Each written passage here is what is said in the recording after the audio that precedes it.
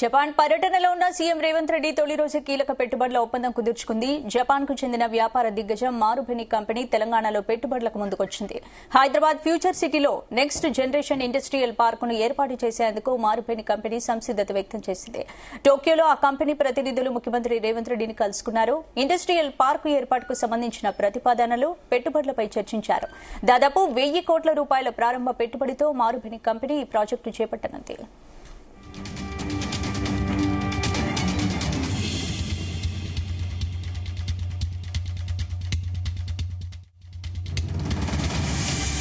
ఇదే అంశానికి సంబంధించి పూర్తి అప్డేట్స్ మా బ్యూరో చీఫ్ నరేందర్ అందిస్తారు. నరేందర్, రైట్ స్పందన, నిన్న జపాన్ పర్యటనకు వెళ్లినటువంటి ముఖ్యమంత్రి రేవంత్ రెడ్డితో పాటు ఆ ప్రతినిధుల బృందం మొదటి రోజే చాలా సక్సెస్ఫుల్ గా యాత్ర కొనసాగుతున్నట్టుగా మనకు అర్థమవుతుంది. ఎందుకంటే ప్రపంచ వ్యాప్తంగా దిగ్గజ కంపెనీగా పేరున్నటువంటి మారుబెని కంపెనీ దాదాపు 65 దేశాల్లో 400 పైగా గ్రూప్ కంపెనీల ద్వారా వ్యాపార కార్యక్రమాలు నిర్వహిస్తున్నటువంటి ఆ కంపెనీ ఇప్పటికే ఆహారం కావచ్చు, ఫుడ్ సెక్టారు, వ్యవసాయం, ఉత్పత్తులు, లోహాలు, గనులు, ఇంధనం, విద్యుత్, కెమికల్స్ లాంటి పెద్ద సెక్టార్స్ లో అనుభవం ఉన్నటువంటి కంపెనీ.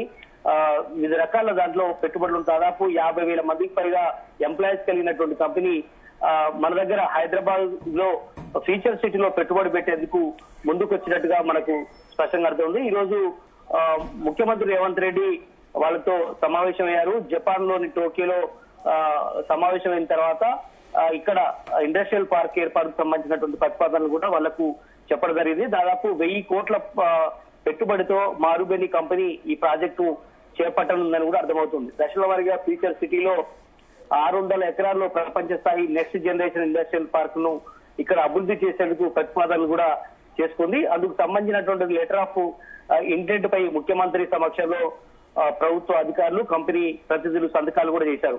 జపాన్ కంపెనీలతో పాటు ఇతర మల్టీనేషనల్ కంపెనీలు హైదరాబాద్ లో తమ తయారీ ప్లాంట్ ఏర్పాటు చేసుకునేందుకు వీలుగా కూడా ఈ ఇండస్ట్రియల్ పార్క్ ను ఏర్పాటు చేసేందుకు ఒప్పందం కూర్చుకున్నారు. దాదాపు 5,000 కోట్ల రూపాయలకు పైగా పెట్టుబడులు ఆకర్షించేందుకు కనిపిస్తుంది.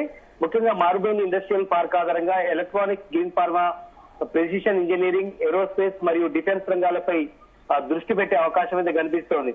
ఎందుకంటే అధునాతన తయారీ రంగాల్లో విదేశీ పెట్టుబడులను ఆకర్షించడంలో ఈ టూర్ సక్సెస్ అయిందని మనం చూడాలి. మొదటి రోజే మొదటి సంతకంతో దాదాపు 1000 కోట్ల ఒక్క కంపెనీ నుంచి రాబట్టే ప్రయత్నం కనబడుతోంది. ఈ ప్రాజెక్టు ద్వారా ఖచ్చితంగా వేలాది ఉద్యోగాలు రానున్నాయని కూడా ముఖ్యమంత్రి రేవంత్ రెడ్డి ఈ సందర్భంగా అక్కడ ఏర్పాటు చేసినటువంటి కార్యక్రమంలో చెప్పారు. ఎందుకంటే ఫ్యూచర్ సిటీకి, మారుబెనికి ఖచ్చితంగా ఇది ఎంతో దోహదం చేస్తుంది. ఫ్యూచర్ సిటీలో అభివృద్ధి చేసే మొట్టమొదటి పార్క్ ఇదేనని కూడా ఆయన ఈ సందర్భంగా చెప్పారు.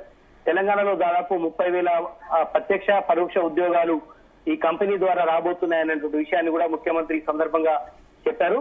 జీవనోపాధి మెరుగుపడేందుకు అవకాశం ఉంటుంది. ఖచ్చితంగా ఈ కంపెనీ అందుబాటులో రావడం వల్ల ఖచ్చితంగా డెవలప్మెంట్ అక్కడ బాగా జరిగే అవకాశం ఉంటుందని కూడా చెప్పారు. తెలంగాణలో వ్యాపారానికి అనువైన అవకాశాలు ఉన్నాయని కూడా అదే సందర్భంలో మారుబెని కంపెనీకి సంబంధించినటువంటి ప్రతినిధులు కూడా చెప్పడం జరుగుతుంది. దేశంలో మొట్టమొదటి నెట్ జీరో సిటీగా ఫ్యూచర్ సిటీ అభివృద్ధి చెందుతుందనే విషయాన్ని కూడా ఆ కంపెనీకి సంబంధించినటువంటి వాళ్ళు సంతోషాన్ని వ్యక్తం చేశారు. భారతదేశంతో జపాన్ కు ఎన్నో ఏళ్లుగా ఉన్నటువంటి స్నేహ సంబంధాల దృష్ట్యా ఈ పెట్టుబడులు తెలంగాణకు వచ్చాయని కూడా ఈ సందర్భంగా ముఖ్యమంత్రి కూడా చెప్పడం జరుగుతుంది. మొత్తానికి అంటే నరేందర్, ఇప్పుడు మారుబెని కంపెనీతో పాటు ఇంకా ఏ కంపెనీలతో ఒప్పందం కుదుర్చుకుంది? అలాగే జపాన్ పర్యటన ఇంకా ఎన్ని రోజుల పాటు కొనసాగనుంది? ఖచ్చితంగా 22వ తేదీ వరకు ఈ యాత్ర కొనసాగే అవకాశం ఉంటుంది. దాదాపు 23 నాడు మళ్ళీ తిరిగి వస్తారు. ప్రస్తుతం ముఖ్యమంత్రి తో పాటు ప్రతినిధులు మాత్రం అక్కడ ఉన్నారు. రేపు మళ్ళీ ఐటీ మినిస్టర్, పరిశ్రమల శాఖ మంత్రి శ్రీధర్ బాబు కూడా జాయిన్ అవుతారు. దాదాపు మొదటి రోజే మొదటి సిట్టింగ్ లోనే 1000 కోట్ల పైగా పెట్టుబడులు ఆకర్షించారు. దాని తర్వాత రేపటి నుంచి ఇంకా దిగ్గజ కంపెనీలు నోకియా కావచ్చు, అదేవిధంగా ఎలక్ట్రానిక్స్ రంగంలో ఉన్నటువంటి టోషిబా కావచ్చు, ఇట్లా చాలా కంపెనీలు కూడా ఇప్పటికే కలిసే అవకాశం ఉన్నట్టుగా ఇప్పటికైతే మనకు తెలుస్తోంది. ఖచ్చితంగా మనకు ఈవినింగ్ వరకు మళ్ళీ కొంత అప్డేట్ తెలిసే అవకాశం ఉంది. రేపు ఎవరెవరు కలవబోతున్నారు, ఎల్లుండి ఎవరెవరు కలవబోతున్నటువంటి సమాచారం కూడా ఉంది. బట్ ఏదైనప్పుడు కూడా తయారీ రంగం కావచ్చు, ఎలక్ట్రానిక్ గూడ్స్ కావచ్చు, అదేవిధంగా ఎలక్ట్రికల్ రంగంలో కానీ, అట్లాగే వివిధ రంగాల మెడికల్ హబ్ కు సంబంధించినటువంటి దాంట్లో కానీ చాలా కంపెనీల ప్రతినిధులతో ముందే మాట్లాడుకున్నారు. బట్ ఇవన్నీ కూడా మనకు రేపటి నుంచి ఒక్కొక్క కంపెనీని కలిసి ఖచ్చితంగా రాష్ట్రానికి పెట్టుబడులు వచ్చేందుకు దోహదపడే అవకాశం ఉంది. ఎందుకంటే లాస్ట్ టైం కూడా మనం చూసాం దావోస్ పర్యటన వెళ్ళినప్పుడు కూడా దాదాపు 1,40,000 కోట్ల రూపాయల దాకా పెట్టుబడులు ఆకర్షించారు. గతంలో ఎన్నడూ లేని విధంగా చాలా గణనీయంగా పెట్టుబడులు తీసుకొచ్చారు.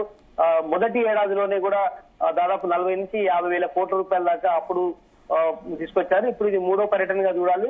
పెద్ద దేశానికి వెళ్లారు, డెవలప్డ్ కంట్రీ కాబట్టి జపాన్ లో చాలా కంపెనీలతో మళ్ళీ మాట్లాడే అవకాశం ఉంది రేపు ఎల్లుండి.